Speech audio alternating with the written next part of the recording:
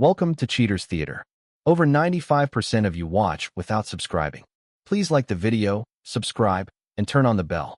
And tell us, where are you watching from? We'd love to know. Let's begin.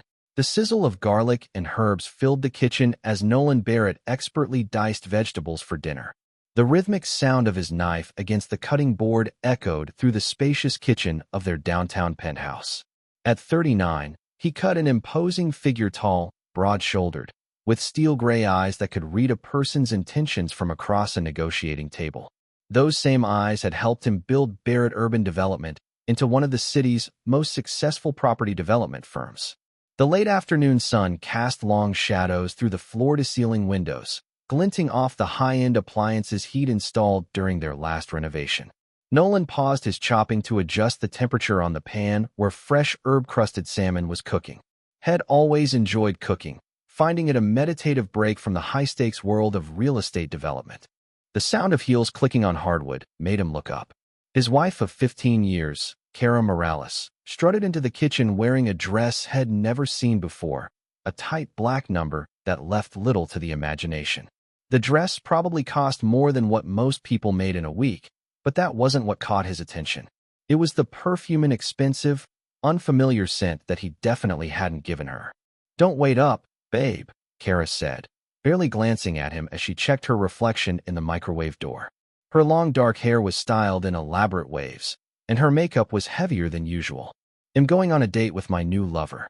Nolan's hand tightened on the knife handle, but his movements remained controlled as he set it down beside the cutting board.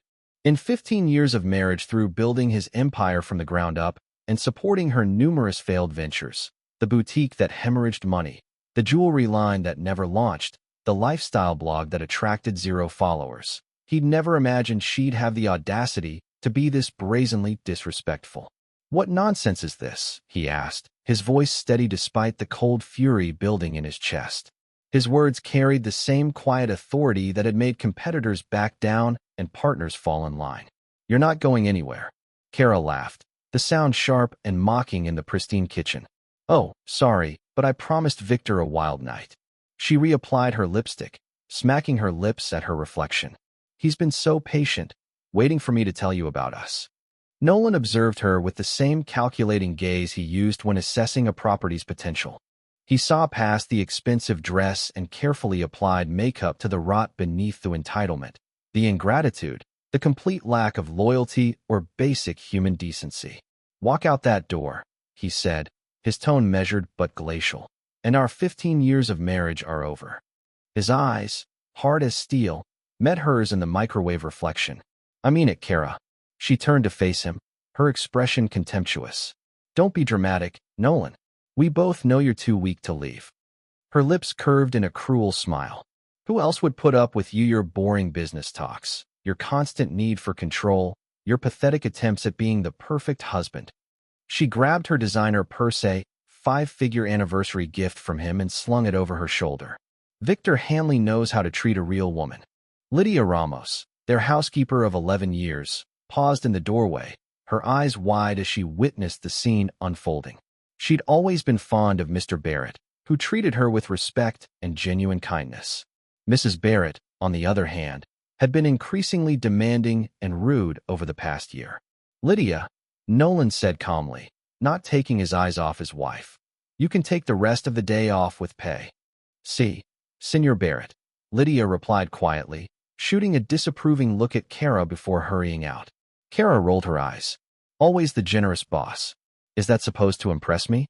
She headed for the door, her heels clicking against the floor like bullets. "This is your last chance, Cara," Nolan called after her, his voice carrying the weight of 15 years of patience finally running out. "Think carefully about what you're throwing away." She turned at the door, her smile venomous. "What am I throwing away? A boring life with a predictable man." She laughed again, the sound echoing off the high ceilings. "Victor has everything you don't: excitement, passion, and he's not afraid to take what he wants. He's shown me what I've been missing all these years while playing housewife to a man who thinks cooking dinner makes him husband of the year." The door slammed behind her, her mocking laughter lingering in the air. Nolan stood motionless in the kitchen, his expression unreadable. The salmon continued to sizzle in the pan, filling the air with an aroma that now seemed out of place in the tension-filled room. He pulled out his phone and scrolled to a contact he'd hoped he wouldn't need to use. The line rang twice before a gruff voice answered. "Trent, execute Plan 0. She finally did it." "Understood, Mr. Barrett," Trent Alvarez replied without hesitation. "All the preparations are in place. Should I contact Mr. Hale as well?" "Yes. Tell Gordon to file everything first thing in the morning. And Trent, make sure Paula sends over all the documentation tonight." "Will do, sir." "And the offshore accounts?" "Start the transfers immediately. Leave no trace." Nolan ended the call and turned back to the stove.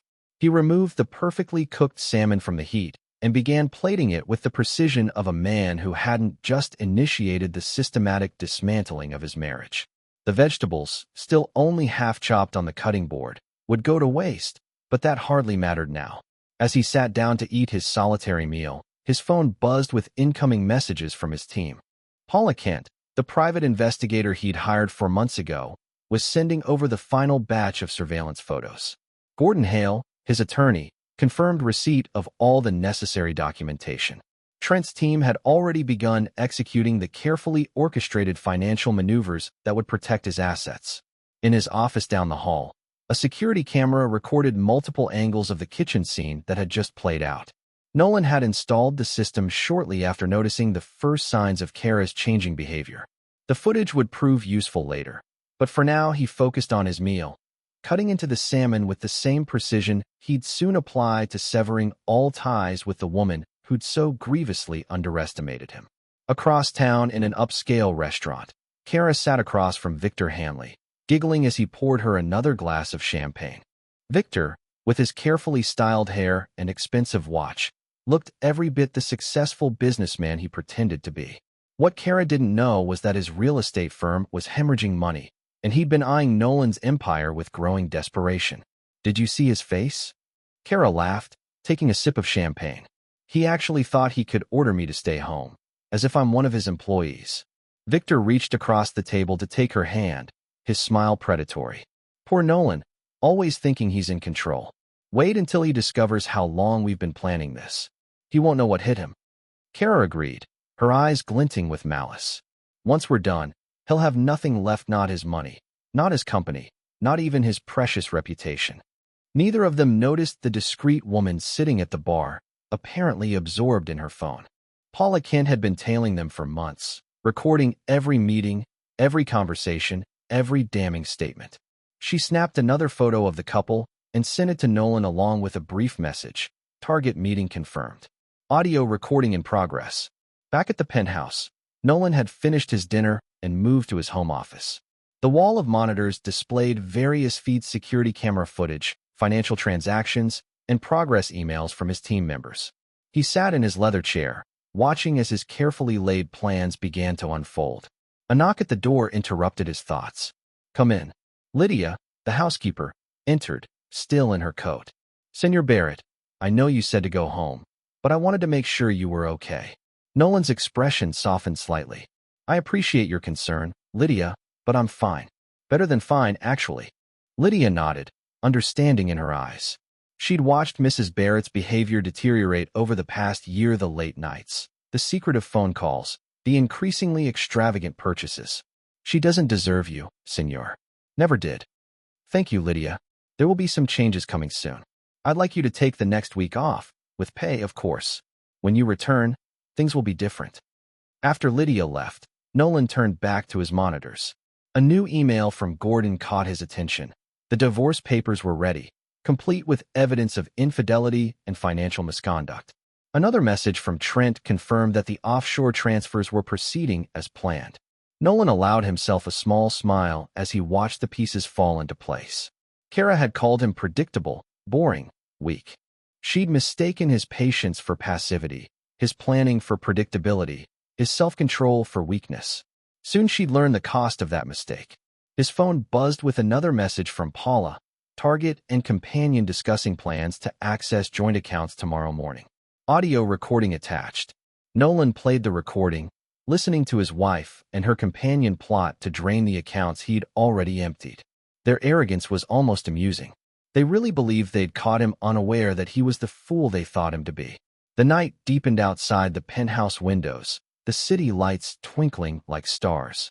In restaurants and hotels across town, Kara and Victor celebrated what they thought was their triumph, unaware that they were simply playing their parts in Nolan's carefully orchestrated endgame. As midnight approached, Nolan's phone lit up with a final message from Trent.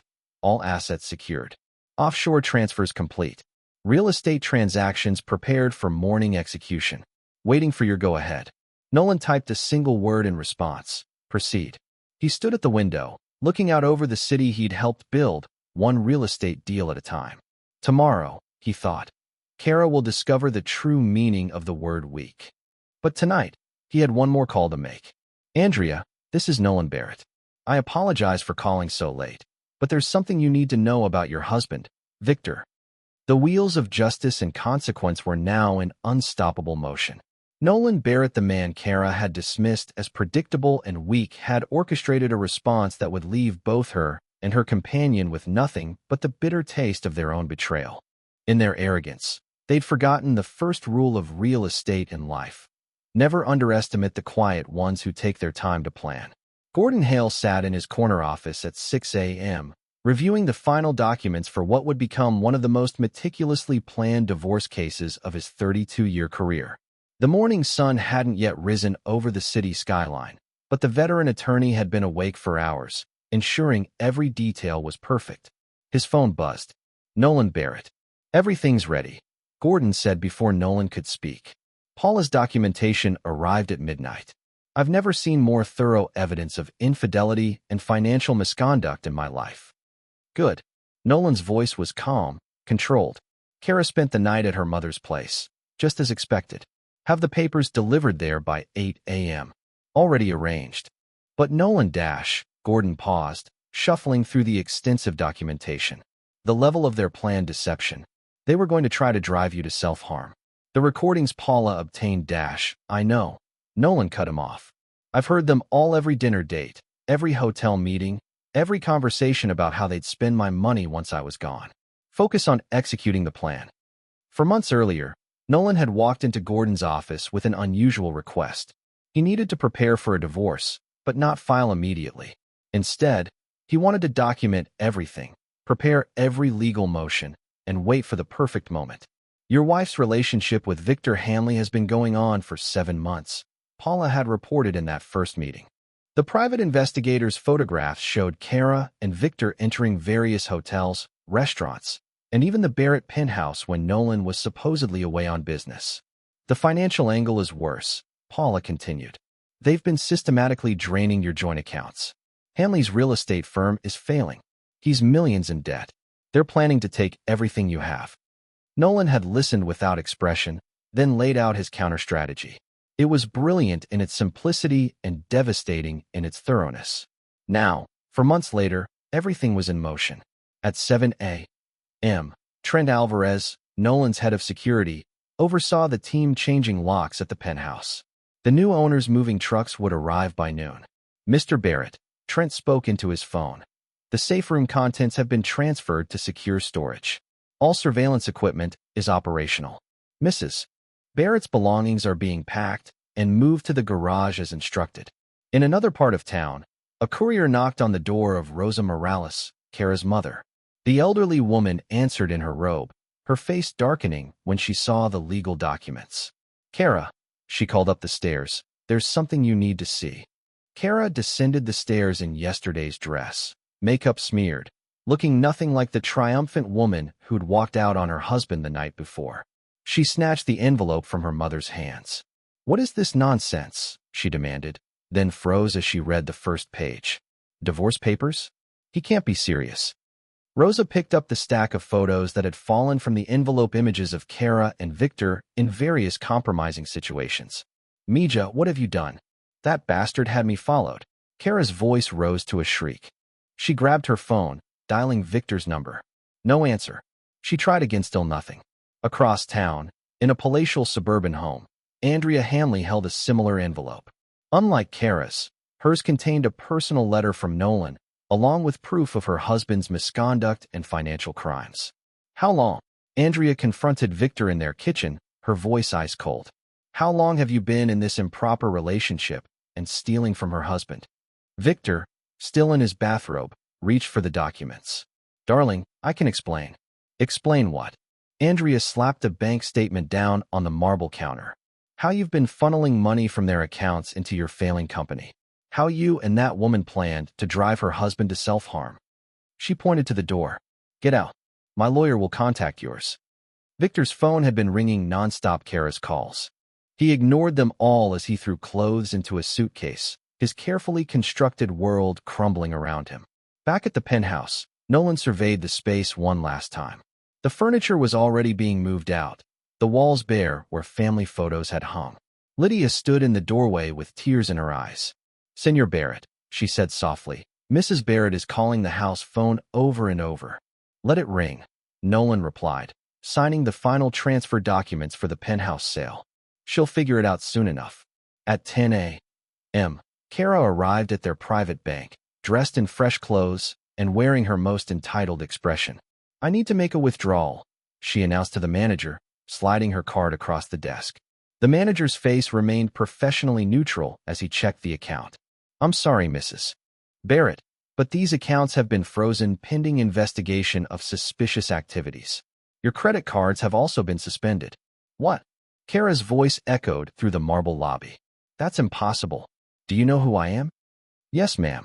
We also know about the unauthorized transfers you've been making to Mr. Victor Hanley's accounts over the past 7 months.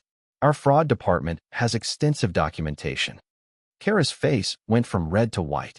She grabbed her phone again, trying Victor's number straight to voicemail.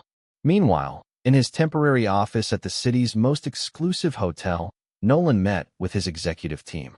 The sale of Barrett Urban Development to an international holding company was proceeding smoothly. None of his employees would lose their jobs. He'd made sure of that in the contract. The offshore accounts are secure, his financial advisor confirmed. All assets have been legally protected. Mrs. Barrett won't be able to touch any of it. And the evidence? Nolan asked. Paula laid a USB drive on the desk. Everything's here. Security footage from your home showing them there during your business trips. Audio recordings of them planning to push you towards self-harm. Bank records of her theft. Photos of their meetings. Plus, she smiled grimly, their conversations about how they'd spend your money once you were gone. Nolan nodded. Send copies to all relevant parties, my lawyer, her lawyer, Victor's wife, the fraud investigators. Let them see exactly who they're dealing with. By noon, Kara had returned to the penthouse only to find moving trucks in the driveway and strangers carrying furniture inside. What are you doing? She demanded. This is my home. A man in an expensive suit approached her, holding out documents. Actually, Mrs. Barrett, this property was sold this morning. Legal transfer of ownership is already complete. Your belongings have been packed and placed in the garage, as specified in the sale agreement. Kara stared at the papers, her hands shaking. This isn't possible. He can't do this. He already has, the new owner replied calmly. I suggest you remove your belongings from the garage before 5 p.m., or they'll be considered abandoned property. In the garage, Kara found her designer clothes, shoes, and jewelry packed in labeled boxes. Her hands trembled as she called her mother. Mom, I need help moving my things. Nolan sold the house. He's frozen the accounts. She choked back a sob. He's destroyed everything. No, Mija, Rose's voice was hard. You destroyed everything. They sent me recordings planning to push him to self-harm, taking his money. I raised you better than this. But, Mom, no. You made your choice last night. Now you live with it. The call ended. Kara sank to her knees among the boxes of her designer life. Her phone buzzing with notifications. Credit cards declined. Joint accounts emptied. Access to Nolan's business accounts terminated. She tried Victor's number again. This time he answered. Stop calling me, he snapped. It's over. Andrea knows everything. I'm trying to save my marriage. Save your marriage? Kara shrieked. What about our plans? The money. The money's gone, Kara. Nolan was 3 steps ahead of us the whole time. My company's under investigation. Andrea is divorcing me. I've lost everything. But you said you loved me. Victor's laugh was bitter. Love? We were using each other, and you know it. I wanted his money. You wanted excitement. Congratulations, you got your excitement. Hope it was worth it. The line went dead. By sunset, Kara had managed to move her belongings into a storage unit, paying for it with her mother's credit card. She checked into a modest hotel, all she could afford now, and finally opened the full divorce filing. The evidence was overwhelming. Photos, videos, audio recordings, bank statements, every meeting with Victor documented, every cruel comment about Nolan captured, every stolen dollar traced. Her phone buzzed with a message from her best friend. I heard the recordings. How could you plan to push him to self-harm? Don't contact me again. Similar messages followed from other friends, each having received evidence of her betrayal. Her carefully curated social circle was evaporating as quickly as her access to Nolan's wealth. In his hotel suite, Nolan reviewed the day's events with his team. Everything had proceeded exactly as planned. The house sold, the accounts secured, the evidence distributed, his business transferred. Phase 1 of his disappearance was complete. Sir, Trent reported, Mrs. Barrett is at the Grand Hotel. Mr. Hanley is at his club. His wife changed the locks. All their movements are being monitored. Good, Nolan replied. Maintain surveillance, but keep your distance. Let them experience the consequences of their choices. Gordon Hale arrived with updated legal documents. The judge was appropriately appalled by the evidence. Given the documented infidelity and financial misconduct, Kara won't be entitled to anything. Her lawyer already called to discuss settlement. No settlement, Nolan's voice was firm. She gets nothing except what's in those boxes. Let her live with the consequences of her choices. Paula added her report. Victor's company is facing a fraud investigation. His wife's family has cut off financial support. He's got nothing to offer Kara now, even if he wanted to. Nolan stood at the hotel window, looking out over the city he'd conquered and would soon leave behind. They thought I was weak, he said quietly. They mistook patience for weakness, planning for passivity. Now they understand the difference. In her hotel room, Kara stared at her reflection in the bathroom mirror. The expensive dress from last night was wrinkled, her makeup smeared by tears. Her phone lay silent, no calls from Victor, no responses to her desperate messages to friends. The woman who'd walked out on her marriage last night, so confident in her power, so certain of her victory, was gone. In her place was someone who finally understood what she'd thrown away. She'd called Nolan weak, predictable, boring. Now she understood. He'd been playing chess while she and Victor played checkers. Every move calculated, every response planned, every consequence anticipated. Her phone buzzed one last time, an unknown number. She opened it to find a video, security footage from their home showing her and Victor laughing about Nolan, mocking him, planning his destruction. Below the video was a simple message. You confused kindness for weakness. That was your first mistake. The sun set on a changed city. In his hotel suite, Nolan finalized plans for the next phase of his life. In her budget room, Kara faced her new reality. And somewhere in between, Victor Hanley discovered that accountability has a particularly strict accounting system. Phase 2 of Nolan's plan would begin at dawn. For now, he allowed himself a moment of satisfaction. They thought him weak, predictable, easily destroyed. They never suspected that the man they underestimated had been documenting their betrayal, preparing his response, and waiting for the perfect moment to strike. In the end, it wasn't Nolan who destroyed Kara and Victor. Their own arrogance, greed, and cruelty did that. He simply stepped aside and let them fall into the trap they built for themselves. Dustin Page prided himself on being the best private investigator in the city. In 18 years, he'd never failed to locate a target. But Nolan Barrett was proving to be his white whale. I'm sorry, Mrs. Barrett, Dustin said, watching Kara pace his cramped office 4 months after Nolan's disappearance. Every lead goes cold.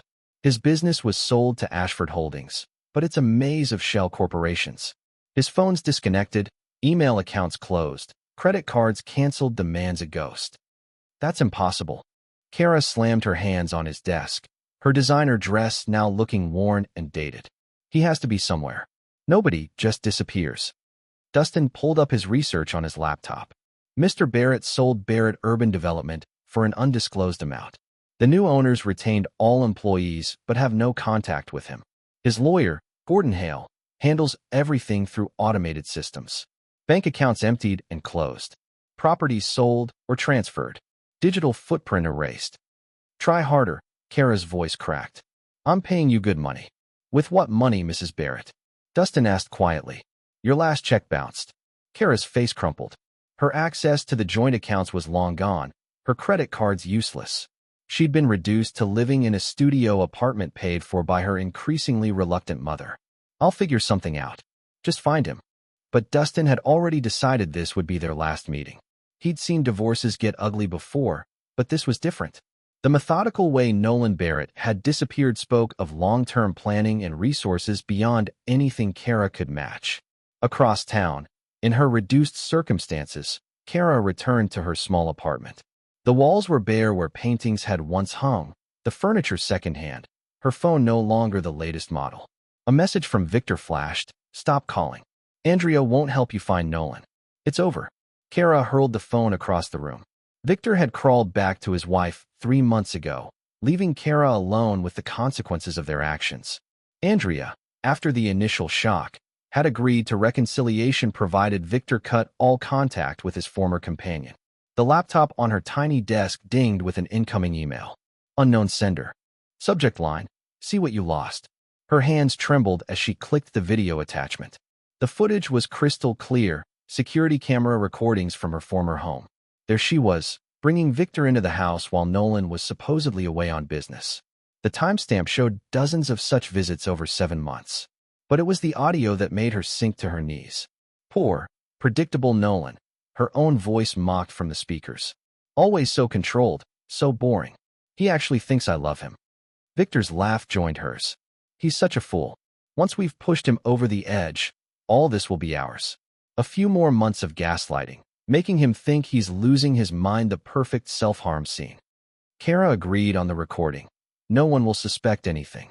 We'll look like the grieving widow and supportive friend who tried to help him through his depression. The footage continued meeting after meeting, plotting session after plotting session, their casual cruelty, their greedy plans, their mockery of the man whose life they planned to destroy, all captured in high definition. The final clip was different. Nolan sat in his home office, looking directly at the camera. You thought I was weak, Kara. You confused kindness for weakness, loyalty for foolishness. I built an empire while you plotted to steal it. Now you have nothing, and I'm free. The screen went black. Kara lunged for the bathroom, retching into the toilet as the full impact of her actions hit her. They never suspected the camera, never imagined Nolan was documenting everything, waiting, planning his counterstrike. Months turned into a year. Nolan Barrett had vanished completely, but his influence lingered. The divorce was finalized in absentia, with the judge citing overwhelming evidence of infidelity and financial misconduct. Kara's attempts to claim support were laughed out of court. On a private island thousands of miles away, Nolan stood on the deck of his villa, watching the sunset paint the ocean in shades of gold. The property, purchased through an untraceable shell corporation years ago, was his sanctuary and command center. The latest reports, sir, his assistant said, placing a tablet on the teak table. The new developments in Singapore are exceeding projections. The London office wants to expand. Nolan nodded, scanning the figures. His new ventures, run through a network of offshore companies, were thriving. The skills that had built his first empire were serving him well in creating his second. And the other matter? The assistant pulled up another screen. Mrs. Barrett lost her apartment last week, currently staying with her mother. Mr. Hanley's attempt to restart his business failed. Seems no one wants to work with him after the investigation. He and Mrs. Hanley have relocated to a smaller house in the suburbs. Their social circle completely collapsed. The video evidence you released showed their true nature. No one wants to associate with people who planned to push someone to self-harm for money. Nolan smiled, sipping his whiskey. He'd learned long ago that the best revenge wasn't just taking away someone's possessions, it was letting the world see who they really were. Back in the city, Rosa Morales watched her daughter picking at her dinner, a shadow of the confident socialite she'd once been. The lawyer called again, Rosa said. There's no point continuing the appeals. The evidence is too strong. It's not fair, Kara whispered. He had no right to record us. No right. Rosa's voice sharpened. You brought your companion into his home, planned his downfall, stole his money, and you talk about rights? I didn't mean dash. Yes, you did. Every word on those recordings, you meant. Now you're angry because you underestimated him, because he wasn't the weak fool you thought he was. Across the city, in their downsized suburban home, Victor and Andrea Hanley were having their own reckoning. Another rejection, Victor said, closing his laptop. Every attempt to rebuild his business was met with closed doors. The investigation had cleared him legally, but the reputational damage was permanent. Perhaps, Andrea said coldly, you shouldn't have planned to push a man to self-harm for his money. I've heard your apologies 1,000 times. Not to Nolan Barrett, not that you could. No one knows where he is. The man you thought was so weak, so easy to destroy, he destroyed you instead. And I let you come back only because my family insisted on giving you a second chance. The weight of consequences pressed down on all of them. Kara, once proud and beautiful, aged years and months. Victor, the smooth-talking businessman, reduced to working in middle management at a small firm. Their grand plans of wealth and excitement replaced by the bitter taste of failure. Nolan's final message played on repeat in Kara's dreams. You confused kindness for weakness. She understood now too late that what she'd seen as boring predictability had been patient calculation. What she'd mistaken for weakness had been strength-gathering force. A year after his disappearance, Nolan's new empire flourished in the shadows. His private island became a base for operations that spanned continents. The man who'd seemed so predictable, so controlled, had simply been waiting for the right moment to reveal his true power. The sunset painted his villa in shades of gold and crimson. Nolan raised his glass to the horizon, finally allowing himself to laugh. The lesson had been learned. Sometimes the best revenge isn't destroying your enemies. It's stepping back and letting their own actions destroy them while you watch from a safe distance, having taken everything they thought they could steal. In the city he'd left behind, his absence spoke louder than his presence ever had. Kara wore last year's clothes and lived on her mother's charity. Victor worked a job he hated under the constant, suspicious eye of a wife who'd never trust him again. Their friends crossed the street to avoid them. Their social invitations dried up. Their attempts at redemption met with closed doors. They thought Nolan weak, predictable, easily destroyed. They never suspected that the man they underestimated had been documenting their betrayal, preparing his response, and waiting for the perfect moment to disappear with everything they tried to take. In the end, Nolan Barrett hadn't just escaped their plot, he'd turned it into the instrument of their own destruction. And somewhere on his private island, watching the sun sink into the ocean, he smiled at the perfection of justice served cold. Epilogue. 6 years later, the Horizon Plaza Hotel's budget dining room wasn't where Kara Morales, now back to Kara Morales, had imagined spending her 46th birthday. The free continental breakfast lay untouched before her as she watched guests in business attire hurry past. Her once manicured hands now showed signs of regular work. Your shift starts in 20 minutes, her supervisor called out. Table 4 needs clearing. Kara nodded, adjusting her hotel uniform. After cycling through various jobs over the past 6 years, she'd landed here 8 months ago. The irony wasn't lost on her. She now worked in one of the hotels where she'd once met Victor for their illicit rendezvous. Morales, a guest, snapped his fingers at her. Coffee refill. She grabbed the pot, forcing a smile. The designer dresses and society galas felt like a distant dream now. The woman who'd once sneered at Nolan's boring life now spent her days clearing tables and changing sheets. Across town, in a modest suburban house, Victor Hanley stared at his laptop screen, another rejection email from a potential investor. His third attempt at starting a new business had failed before it began. His name, once respected in real estate circles, was now toxic. You're going to be late for work, Andrea called from the kitchen. Their reconciliation had come at a steep price. Complete financial transparency, a post-nuptial agreement that left him nothing if he strayed again, and a middle management job at her brother's construction supply company.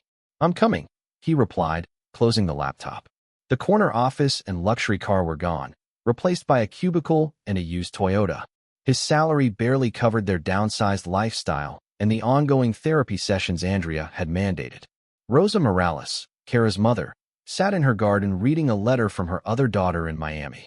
Unlike Kara, Marina had built an honest life, married well, and now ran a successful business with her husband.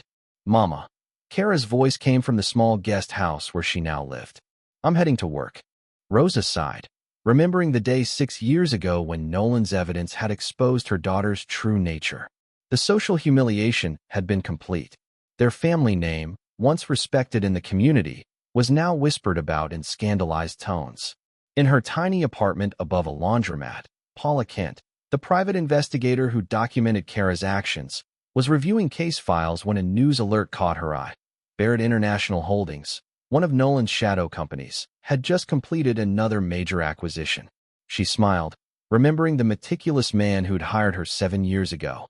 His disappearance had become something of an urban legend, the businessman who outsmarted those who tried to destroy him and vanished without a trace. Gordon Hale, now semi-retired but still handling select cases, occasionally received encrypted messages from untraceable accounts, updates on business ventures, legal matters to be handled, all executed through a labyrinth of entities that always led back to Nolan Barrett's brilliant strategic mind. Another wire transfer came through, his assistant mentioned. The children's hospital wing is fully funded. Nolan's philanthropy, like everything else about him, operated in the shadows. The hospital wing would bear another name, the source of its funding hidden behind layers of corporate entities. Lydia Ramos, the former housekeeper, had received a generous severance package and glowing references when Nolan disappeared. She now ran her own successful cleaning service, her first contracts mysteriously arranged through connections she'd never made. "Did you hear about Mrs. Barrett?" one of her employees asked during lunch. "She's working at the Horizon Plaza now, cleaning rooms." Lydia crossed herself, remembering the proud woman who treated her with such contempt. Justice comes to everyone sooner or later. At the exclusive Briarwood Club, where Kara had once been a prominent member, her name had been quietly removed from the rolls. The recordings of her plotting Nolan's downfall had sealed her social death warrant. The women who'd once been her closest friends now pretended not to see her when their paths crossed. "I saw Victor at the grocery store," one society matron whispered to another over lunch. "Can you believe Andrea took him back after what he did?" "Money," her companion replied. "Her family insisted something about protecting their business interests. But I heard she makes him account for every penny he spends." Dustin Page, the investigator Kara had hired to find Nolan, had long since closed her file, but occasionally he'd catch whispers in professional circles about major deals being closed by companies that seemed to appear from nowhere, operate with stunning efficiency, then fade back into the corporate mist. "Barrett," he'd mutter, recognizing the strategy. "Still out there. Still winning." In their downsized suburban life, Victor and Andrea maintained a careful peace. Their weekly therapy sessions had revealed the full extent of his character flaws, the narcissism, the financial manipulation, the endless lies. "How was work?" Andrea asked mechanically as Victor returned home. "Fine," he replied, hanging up his jacket, no longer designer, bought off the rack at a department store. Their conversations were polite, sanitized, devoid of the thrill he'd once claimed to find with Kara. His office cubicle held a single photo of him and Andrea in happier times. His phone contained a block number list full of Kara's desperate attempts to contact him over the years. The last time he'd seen her through the window of the Horizon Plaza as he passed by, she'd been cleaning the lobby windows. The divorce settlement had left her with nothing. Her attempts at appeals were dismissed by increasingly irritated judges. The evidence Nolan had gathered was ironclad: the theft, the relationship, the calculated plot to push him to self-harm. On his private island, Nolan Barrett stood on the deck of his expanded villa, reviewing reports from his global business empire. At 51, he'd grown more distinguished, success and freedom adding an aura of quiet power to his bearing. "Sir," his assistant appeared with a tablet, the latest intelligence report on the targets. Nolan reviewed the updates on those he left behind. Kara working at the hotel. Victor trapped in suburban mediocrity. Their social circles shattered, their ambitions crushed under the weight of their own actions. "The Singapore development?" he asked, moving on to business matters. "Exceeded projections by 20%. The London office suggests expanding into emerging markets." He nodded, making decisions worth millions with the same calm precision he'd once used to cook dinner in that kitchen where Kara had announced her betrayal. The man she called boring now controlled a business empire that spanned continents. In her guest house behind her mother's home, Kara sat on her bed after another exhausting shift. The tiny space was a far cry from the penthouse she'd once called home. On her dresser, a framed photo lay face down, her and Nolan on their wedding day, before greed and arrogance consumed her. She picked up her phone, accessing a video she'd watched countless times over the years. Nolan's final message played on the screen. You confused kindness for weakness, loyalty for foolishness. I built an empire while you plotted to steal it. Now you have nothing, and I'm free. The words hit harder now, after 6 years of consequences. The designer dress she'd worn that night hung in her closet, a reminder of her hubris. She'd kept it, though she'd never wear it again. It was all she had left of her former life. Rosa watched from her kitchen window as her daughter left for another early morning shift. The proud, entitled woman who'd plotted a man's destruction for his money now took buses to work, packed lunch in plastic containers, and lived on tips and minimum wage. Perhaps, Rosa murmured, this is what you needed to learn humility. In his corporate office, Andrea's brother watched Victor through the glass walls of his cubicle. The man who'd once boasted of destroying Nolan Barrett now filled out inventory reports, supervised by people who'd once been his subordinates. Hanley, his supervisor, called. The quarterly reports are due. Victor bent over his work, avoiding the knowing looks from colleagues who'd heard the stories, read the news, seen the evidence of his plotting exposed. On his island, Nolan raised a glass to the sunset. His network of businesses grew stronger each year, his influence expanding quietly but inexorably. The man they underestimated had not only survived their plot, he had emerged stronger, wiser, free of the constraints of his old life. Sir, his assistant appeared, a mess. Morales attempted to access one of your old email accounts again. Nolan smiled slightly. Let her. There's nothing to find. He turned back to the sunset. Some people never learn. They mistake kindness for weakness, patience for passivity. Their own nature becomes their punishment. The lesson he learned proved true again and again. Sometimes the best revenge isn't destroying your enemies, it's letting their true nature destroy them while you watch from a safe distance, having taken everything they thought they could steal.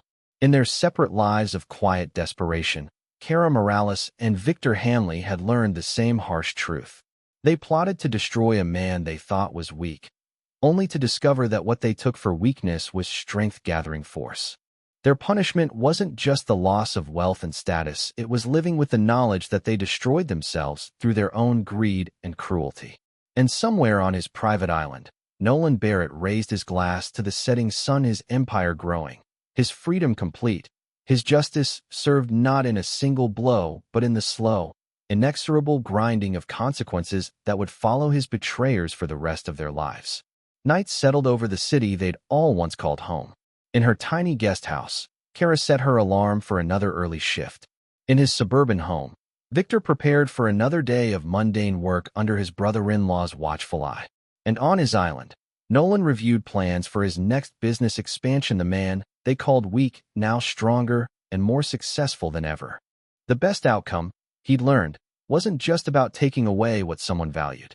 It was letting them live with the consequences of their choices, watching their own nature become their punishment while he thrived in the freedom they tried to steal. That's the end of today's story. If you haven't yet, please like the video, subscribe, and turn on the bell. What are your thoughts? Share them in the comments. We read them all. And thanks for watching. You're always welcome here.